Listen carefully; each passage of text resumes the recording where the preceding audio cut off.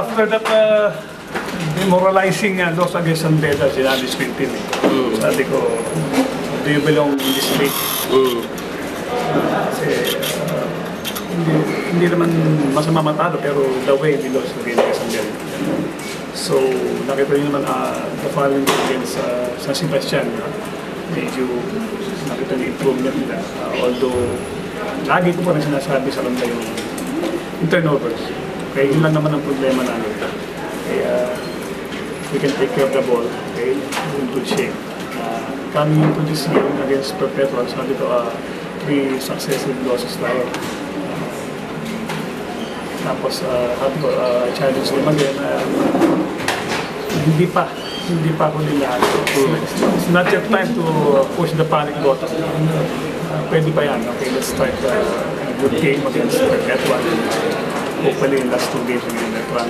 Let's see kung ano mangyayari. Pero magandang pumunta sa game against Letran. Galing ka sa panalo. So, siyempre, may motivating factor ka na nanalo. Mas nalaman sila kasi sa Letran. Yes, nalaman sila. Kasi pupunta ka coming from a loss. Mahirap yun. So, yun. Happy ako. Sinunod nila yung game plan. Able to guide yung mga kailangan scorers. Yun.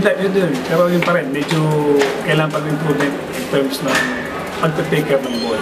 So maraming mga unforced errors na kami na mismo ang may kasalanan, hindi yung kalaban.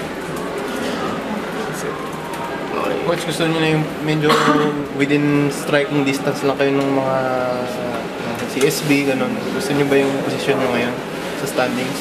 Yeah, gusto ko kasi una-una happy ako dahil nabit ko na yung record 2 wins na kami.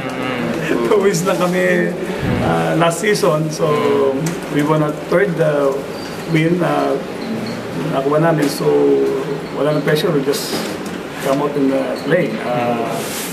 Gaya na sinabi mo sa position namin, gusto namin to kasi everybody's ball game pa rin to diba? Lahat may chance pa rin, pero siyempre kami, yung chance namin nasa aming mga kamay. Hindi kami yung tipo na magdadasal na sana matalo si gano'n, matalo si gano'n. Ito, kung gusto lang nag-improve, nasa aming mga kamay ito. Itong last 2 games namin sa first one.